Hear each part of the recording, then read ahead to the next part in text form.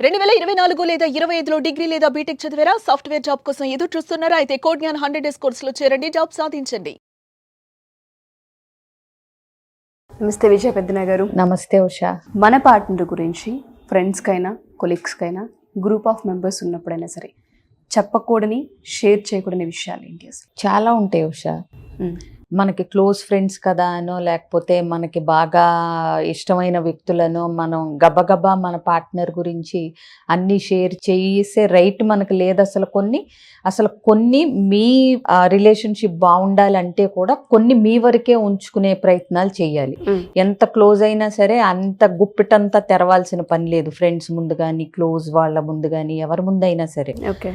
మరీ విపరీతంగా ఏదన్నా బాధ ఉంటే కొన్ని షేర్ చేసుకోవచ్చు, అది వేరే విషయం తప్పితే ఎస్పెషలీ కొన్ని చెప్తాను నేను. మీ పార్ట్నర్కు ఉండే ఇన్సెక్యూరిటీస్ ఏవైతే ఉన్నాయో అవి పనిగట్టుకుని మీరు షేరింగ్ అనే ఒక ప్రాసెస్లో ఎవరికి చెప్పాల్సిన పని లేదు. అంటే ఇప్పుడు ఆవిడ ఇంట్రావర్ట్ అనుకోండి, లేకపోతే అతను ఇంట్రావర్ట్ అనుకోండి, అలాంటివి ఆవిడ ఎక్కువ కలవదు అందరిలో, ఓకే ఆవిడ నేచర్ చెప్పొచ్చు. ఏంటంటే ఇప్పుడు ఫ్రెండ్స్ అందరూ ఏంటి ఆవిడ ఎక్కువ మాట్లాడదు అంటే తను కొంచెం రిజర్వ్డ్, తన టైపే అంతా అని ఆవిడ మీద నెగిటివ్ ఇంప్రెషన్ రాకుండా ఉండటానికి చెప్పే పాయింట్ వేరు, కంప్లైంట్ లాగా చెప్పటం వేరు. ఏదైనా ఎగతాళిగా కాకపోయినా కంప్లైంట్ లాగా తను అసలు మాట్లాడదు, ఎక్కడికి వచ్చినా అలా కామ్గా కూర్చుంటది అని నెగిటివ్ వేలో కాకుండా తను కొంచెం మితభాషి, మొదట్లో కొంచెం కలవదు కానీ కొంచెం అలవాటు అయితే పర్లేదు బాగా కలిసిపోద్ది అన్నారనుకోండి, అది గుడ్ థింగ్.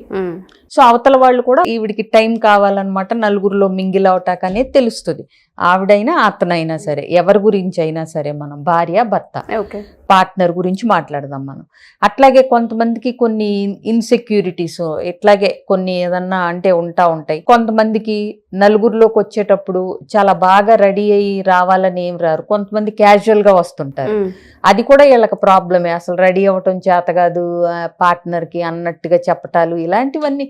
సో వాళ్ళలాగా ఉండనిచ్చి అదే వాళ్ళ నేచర్ అని మనం పక్కన వాళ్ళకి చెప్తే ప్రాబ్లం ఉండదు. సో ఎనీ అదర్ ఇన్సెక్యూరిటీస్, వేరే చాలా ఇన్సెక్యూరిటీస్ ఉంటాయి. ఇవన్నీ కొంతమందికి మొహమాటం ఉంటుంది, లేకపోతే కొంతమందికి వాళ్ళు షేర్ చేయరేది, రిజర్వ్డ్గా ఉంటారు. సో ఏ ఇన్సెక్యూరిటీస్ ఉన్నా కొంతమందికి, ఇప్పుడు చూడండి నైట్ కార్ డ్రైవ్ చేయటం అంటే కొంతమందికి నచ్చదు. నేను జెంట్స్ని కూడా చూశాను అంత కంఫర్టబుల్గా ఫీల్ అవనాలని. సో దాన్ని ఎగతాళిగానో అంటే చులకనగానో అదేంటి నైట్ డ్రైవ్ చేయటానికి మా వారికి భయము, ఇలాంటి అంటే కొంచెం తక్కువ చేసి మాట్లాడటం అనేది వాళ్ళ ఇన్సెక్యూరిటీస్ గురించి ఇదొకటి అవసరం లేదు. ఇంకొకటి ఫైనాన్షియల్ స్టేటస్, అంటే ఇంత వస్తుంది అంత వస్తుంది లేకపోతే ఎంత వస్తుంది అనేది షేర్ చేయాల్సిన పని లేదు. అసలు వాళ్ళు అసలు అవతల వ్యక్తులు అడిగితే కూడా మనం మాట దాటేయచ్చు. అలాంటిది పనిగట్టుకుని మాకు అంత వస్తుంది ఇంత వస్తుంది, లేకపోతే మా ఆయనకి సంపాదించడం చేత కాదు, లేకపోతే మా ఆవిడ ఉద్యోగం చేయనంటది, ఇట్లా కంప్లైంట్స్ లాగా ఫైనాన్షియల్ ఇష్యూస్ కూడా ఎవరికి అవసరం లేదు మన జీవితాల గురించి. ఎంత వచ్చినా అంతలో చక్కగా సరిదిద్దుకుంటా కాపురని మీరు ఉండాలి తప్పితే ఎస్పెషలీ షో ఆఫ్ కోసమో లేకపోతే ఎక్కువ వస్తే, తక్కువ వస్తుంటే చులకనతోనో సరిపోవట్లేదనే ఒక అసంతృప్తినో నలుగురిలో వ్యక్తపరచాల్సిన పని లేదు. అవతలాళ్ళు క్లోజ్ కదా అని. అలాగే వాళ్ళిద్దరి ఇంటిమసీ విషయాలు, అంటే ఫిజికల్ ఇంటిమసీ విషయాలు కానీ, బెడ్రూమ్కి సంబంధించిన విషయాలు కానీ, సెక్షువల్ రిలేషన్షిప్కి సంబంధించిన విషయాలు కానీ షేర్ చేయాల్సిన పని లేదు. ఏదన్నా ప్రాబ్లం ఉంటే కన్సర్న్డ్ పర్సన్ని కన్సల్ట్ చేయటం తప్పితే దాని గురించి షేర్ చేయాల్సిన పని. ఇంకోటి హ్యాబిట్స్ గురించి కానీ, అలవాట్ల గురించి కానీ, ఇప్పుడు కొంతమందికి అతి శుభ్రత అలవాటు.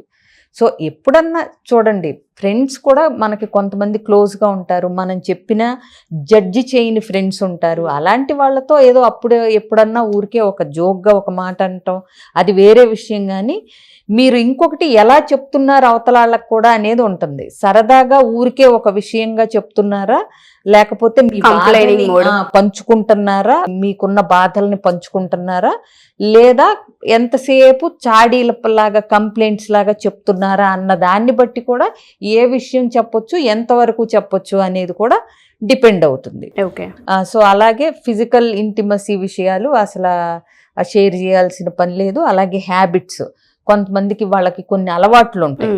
సో అలవాట్లని మనం నలుగురిలోనూ చులకన చేయటానికో లేకపోతే నలుగురిలోనూ ఎగతాళి చేయటానికో తక్కువ చేసి మాట్లాడటానికో పార్ట్నర్స్కున్న అలవాట్లని మనం ఎక్స్పోజ్ చేయాల్సిన పని లేదు. నీకు అది నచ్చినా నచ్చకపోయినా నువ్వు ఏదైనా కూర్చుని ఇంట్లో నీ పార్ట్నర్తో మాట్లాడుకోవాలి తప్పితే ఆ నలుగురిలో వెటకారంగానో ఎగతాళిగానో ఆ పార్ట్నర్ గురించి ఫ్రెండ్స్తో షేర్ చేయటం కానీ తక్కువ చేసి మాట్లాడటం కానీ ఎప్పుడూ చేయకూడదు. బేసిక్గా ఏ రకంగానూ అసలు ఫస్ట్ చులకన చేయకూడదు. అలాగే కొంతమందికి కొన్ని భయాలు ఉంటాయి. సో ఆ భయాలను కూడా అవతల వాళ్ళ ముందు ఎక్స్పోజ్ చేసి తనకి ఇంకా చిన్నపిల్లల్లాగా చీకట్లో వెళ్ళాలంటే భయం, లేకపోతే బల్లి అంటే భయమనో లేకపోతే ఏదో ఒకటి. అంటే మళ్ళీ మళ్ళీ చెప్తున్నాను, ఎలా చెప్తున్నాం అన్న దాన్ని బట్టి కూడా అవతల వాళ్ళ హృదయం ముక్కలైపోయే అవకాశం ఉంటుంది. సరదాగా అంటే సరదాగా తీసుకునే వరకు అనగలగాలి. ప్లస్ నేను కొంతవరకు సరదాగా తీసుకుంటాను, నువ్వు కొంతవరకు సరదాగా తీసుకుంటాను. అనాల్సినవన్నీ అనేసి మేము సరదాగా అన్నాము, క్యాజువల్గా చెప్పాను, ఇలాంటివి కొంతమందికి నచ్చవు. నువ్వు కొంతమందికి అసలు క్యాజువల్గా అంటాం కూడా నచ్చదు, కొంతమందికి కొంత లెవెల్ వరకు ఓకే సరదా, నువ్వు అంటే మితిమీరినట్టుగా షేర్ చేసేసి నేను మామూలుగా చెప్పాను నువ్వు ఫీల్ అవుతావని చెప్పలేదు. ఇవన్నీ అనవసరం. అసలు మొదట్లోనే ఫస్ట్ ఆఫ్ ఆల్ వాళ్ళందరికీ చెప్పే ముందర అసలు మనతో ఉన్న వ్యక్తికి మనం ఏమిష్టం, ఎంతవరకు ఇష్టం, మనం చెప్తే అది తెలిస్తే వాళ్ళు ఫీల్ అవుతారా, ఇవన్నీ కూడా ఆలోచించుకొని షేర్ చేయాలి, ఎంతవరకు షేర్ చేయాలి అనేది. ఇంకొకటి, ఈ అతిగా షేర్ చేయటం వల్ల వచ్చే ప్రాబ్లమ్స్ ఏంటంటే అవి ఏదైనా కానీ మీరు క్యాజువల్గా అనేస్తారు, మీరు అన్నట్టు సరదాగా అనేస్తారు, లేకపోతే ఏదో కొంచెం బాధలో అనేస్తారు, చెప్పేస్తారు. కానీ అవి వాళ్ళకి ఎక్కువ గుర్తుంటాయి, మీరు మర్చిపోతారు, మీరిద్దరూ బాగానే ఉంటారు, బట్ వాళ్ళకి మీ విషయాలు అవి గుర్తుంటాయి. సో నెక్స్ట్ టైం మిమ్మల్ని చూసేటప్పుడు యాజ్ ఏ కపుల్ కానీ లేకపోతే మీరు ఎవరి మీద అయితే కంప్లైంట్లో చాడీలో లేకపోతే చెప్పారో వాళ్ళని అవతల వ్యక్తులు చూసే దృష్టికోణం మారిపోతుంది. అవును. సో కొంచెం చులకన భావం రావటం, లేకపోతే వాళ్ళిద్దరూ ప్రాపర్ కపుల్ కాదని వాళ్ళ ఫీల్ అవ్వటం. ఇప్పుడు బాగా క్లోజ్ వాళ్ళు అనుకోండి, అరే వీళ్ళిద్దరూ సరిగ్గా లేరు, ఎందుకో ఇలా ఉంటున్నారు అని ఫీల్ కూడా అవుతూ ఉంటారు వీళ్ళు చెప్పేదాన్ని బట్టి. అవునా? సో కాబట్టి ఏంటంటే ఏదైనా కొన్ని విషయాలని మనతోనే ఉంచుకోవాలి. ఆర్థిక విషయాలు కానీ, సంసారం విషయాలు కానీ, ఏదన్నా తేడాలు ఉన్నా కానీ, లేకపోతే తల్లిదండ్రుల్లో విషయాలు ఏదన్నా మనకి అత్తమామలతో గొడవలు అవుతున్నా కానీ, ఏదైనా పర్సనల్కి ఉంచుకుంటే ఉన్నంత గౌరవం ఊరికే బట్టబయలు చేసేసుకుంటే ఉండదు.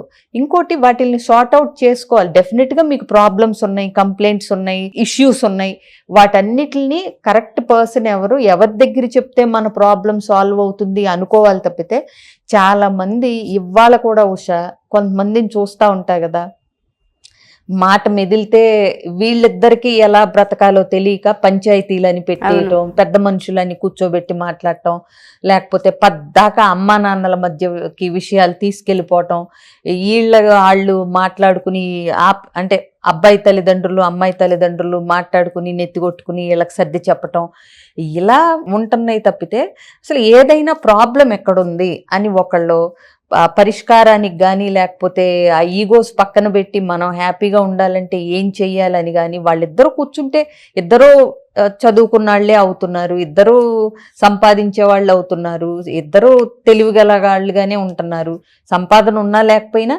తెలివిగానే ఉంటున్నారు. సో ఆ తెలివితేటల్ని కాపురాన్ని ఎలా బాగు చేసుకోవాలి, ఇద్దరిలో ఉన్న లోటుపాట్లు ఏంటో చర్చించుకుని ఎవరికి ఏది నచ్చట్లేదు అని తెలుసుకుని మాట్లాడుకుని చేసుకునే ప్రయత్నం అయితే మాత్రం చాలా మంది గొడవలు పడేవాళ్ళు ఇవాళకి చేయటం లేదు.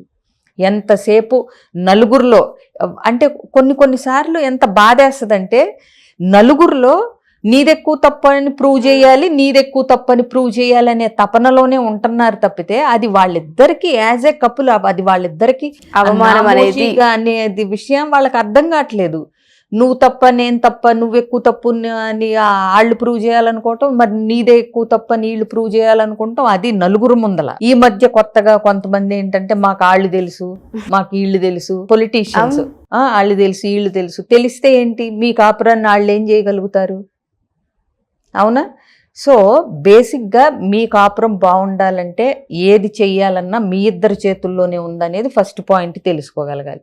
2, అది ఒకవేళ మీకు ఎలాగో తెలియకపోతే దానికి సంబంధించిన వాళ్ళ దగ్గరికి రావాలి, అంటే కౌన్సిలర్స్ దగ్గరికి కానీ అలాంటి వాళ్ళ దగ్గరికి. అట్లీస్ట్ కొంతమంది ఫ్యామిలీ లాయర్స్ దగ్గరికి వెళ్ళినా వాళ్ళు సజెస్ట్ చేస్తారు ఏంటి వచ్చే నష్టాలు ఏంటి, కలిసి ఎలా ఉండాలి ఏంటి అనేది. లేదా వాళ్ళ పాయింట్స్ అయిపోయిన తర్వాత ఇలా కాదండి మీరు మ్యారేజ్ కౌన్సిలర్స్ దగ్గరికి వెళ్ళాలని చెప్తే పోనీ అప్పుడైనా రావచ్చు. ఇది ఎందుకు చెప్తున్నానంటే ఎవరి వాళ్ళ తరపున మాట్లాడుతూ ఉంటారు, అవునా? సో కౌన్సిలర్స్ అంటే they are mostly, counsellor duty ఏంటంటే నాన్ జడ్జిమెంటల్గా వాళ్ళ సంసారంలో వాళ్ళిద్దరి మధ్య ఉన్న సమస్య ఏంటి, దానికి ఎవరు కారణం, ఎవరు ఎట్లాంటి యాటిట్యూడ్స్తో ఉన్నారు, రూట్ కాజెస్ ఏంటి, వాళ్ళు పెరిగొచ్చిన వాతావరణాలు ఏంటి, ఇవన్నీ ఆలోచించి వాళ్ళకి ఏదో వాళ్ళ ప్రాబ్లం ఏంటో వాళ్ళే తెలుసుకునేలాగా చేస్తారు. మిగతా వాళ్ళందరూ చేసేది ఏంటంటే సలహాలు మాత్రమే ఇవ్వగలుగుతారు. ఎగ్జాక్ట్లీ. సో ప్లస్ వేరే వాళ్ళ రికమెండేషన్లతోనో కండిషన్స్తో కూడిన కాపురాలు నడవు. అయితే నీ యాటిట్యూడ్స్లో మార్పు రావాలి.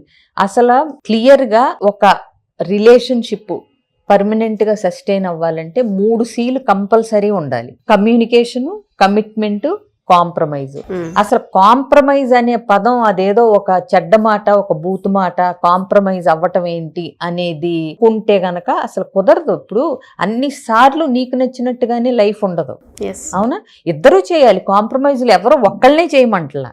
కొన్నిసార్లు నువ్వు చేయాలి, కొన్నిసార్లు అవతలాలు చేయాలి. అసలు కాంప్రమైజులు లేని జీవితమే లేదు. నీకు నువ్వే బోల్డ్ కాంప్రమైజులు చేసుకోవాలని ఉంటాం. అలాంటిది నువ్వు ఇంకొకరితో కలిసి ఉండాలనుకున్నప్పుడు తప్పకుండా ఇద్దరు కాంప్రమైజులు అయితే చేసుకోవాలి. అంతే తప్పితే అన్ని విషయాలు తీసుకెళ్లి నలుగురిలో బయట పెట్టేసి నలుగురిలో ఈ గొడవలు అయినప్పుడు కూడా నలుగురికి చెప్పాల్సిన పని లేదు. ఇంకోటి, ఈ గొడవలు ఎంత నలుగురిలో చెప్తే అంత నలుగురిలో మీరు చులకనైపోతున్నారన్న సంగతి గుర్తుపెట్టుకోండి. చాలామంది ఉన్న ప్లేసులు మారిపోయి అపార్ట్మెంట్లు వేరే ప్లేసెస్కి వెళ్ళి తీసుకుని ఉన్నాళ్ళు ఉన్నారు. ఎందుకు? ఇక్కడ అవమానపడిపోయామని ఫీల్ అయిపోయి. సో అందుకని చాలా విషయాల్లో భార్యాభర్తలు ఇద్దరు చక్కగా ప్రాబ్లమ్స్ ఉంటాయి, వాటిని సాల్వ్ చేసుకోవటానికి నలుగురిలో పెట్టుకునే బదులు వాటిని పరిష్కరించుకోవటానికి వేరే మార్గాలు చాలా ఉన్నాయి. అసలు చాలా మార్గాలు మీ చేతుల్లోనే ఉన్నాయి అనేది గమనించితే పద్దాక భార్య మీదో భర్త మీదో నలుగురికి కంప్లైంట్ చేయటము, లేకపోతే ఫ్రెండ్స్కి అతిగా షేర్ చేయటము, ఫ్యామిలీ మెంబర్స్కి చెప్పటం. కొంతమంది ప్రతిదీ తల్లికో తండ్రికో పోసగుచ్చినట్టు చెప్తారు గొడవైనప్పుడల్లా. అసలు అవసరం లేదు. థర్డ్ పర్సన్ ఇన్వాల్వ్మెంట్ మీ జీవితంలో అవసరం లేదు. అలా అని ముఖ్యమైన విషయాలు చెప్పుకోవాలి తల్లిదండ్రులకు, కాకపోతే ఎవరికి చెప్తారు, అవునా? కాకపోతే ఎంతవరకు చెప్తున్నారు అనేది ఉంటుంది. ఇంకోటి, ఆ తల్లిదండ్రుల విజ్ఞతను బట్టి కూడా ఉంటుంది. వాళ్ళు ప్రతి విషయంలో దూరిపోయి సలహాలు ఇచ్చేసే వాళ్ళు అనుకోండి, వీళ్ళకి ఇంకా మసాలా ఎక్కించినట్టే ఉంటుంది. అందుకని ఎప్పుడూ కూడా మీ విషయాలు మీతోనే పెట్టుకోండి. ఎగ్జాక్ట్లీ. మీకు ప్రాబ్లం ఉంటే మీరిద్దరూ సాల్వ్ చేయటానికి మాట్లాడుకోండి, సాల్వ్ చేయడానికి ట్రై చేయండి. చేయలేకపోతే ఎవరినన్నా సంబంధిత ఎక్స్పర్ట్స్ని, కౌన్సిలర్స్ని కలవండి. అంతే తప్పితే ప్రతి చిన్న విషయాన్ని నలుగురిలో బట్టబయలు చేసుకుంటే ఏంటంటే మీరే తర్వాత వాళ్ళ దృష్టిలో చులకనయ్యే అవకాశం ఉంటుంది. కొంచెం వీళ్ళిద్దరికి పడదు, వీళ్ళిద్దరు తేడాగాళ్ళు, ఇలా వాళ్ళ రకరకాల ఒపీనియన్స్ వాళ్ళు మనసులో పెట్టుకుని ఇప్పుడు మీరే మీ కాపురాన్ని గురించి నలుగురిలో మాట్లాడకుండా ఉండలేకపోతున్నారంటే మీ ఇద్దరు గురించి వాళ్ళు ఎంతమంది దగ్గర మాట్లాడొచ్చు, అవునా? మీరు బయట పెట్టకూడని విషయాలే నలుగురిలో బయట పెట్టేసుకుంటుంటే మీ గురించి వాళ్ళు ఇంకెంతమందికి చెప్పుకోవచ్చు? మీరు ఒక ఎంటర్టైన్మెంట్, వాళ్ళకి టైం పాస్ కింద అవుతారు. అది కూడా గుర్తుపెట్టుకోండి. మీరు చెప్తారు, మర్చిపోతారు, ఏదో మీ బాధ వెళ్ళగక్కేసాం అనుకుంటారు, మీరు హ్యాపీగా ఉంటారు. తర్వాత అవన్నీ సార్ట్ అవుట్ అయితే మీ ఇద్దరు చక్కగా చిలక గోరింకల్లా ఉంటారు. కానీ అవతలాళ్ళు ఎంతమందికి చెప్పేసి ఉంటారు అప్పటికే, అవునా? కాబట్టి ఏదైనా గుప్పెట్టు మూసున్నప్పుడు ఉన్న అందము అన్ని తెరిచి చూపిస్తూ ఉండదు, ఎస్పెషలీ దాంపత్యంలో. ఎగ్జాక్ట్లీ. Thank you ma'am. చాలా మందికి ఇటువంటి వాటిపైన అవేర్నెస్ లేకను క్షణిక ఆవేశంలో షేర్ చేయడం చాలా ఎక్కువగా ఉంటుంది. వాళ్ళందరికీ కూడా ఇది అవసరం. థ్యాంక్ యూ విజయపెద్దన గారు. Thank you so much.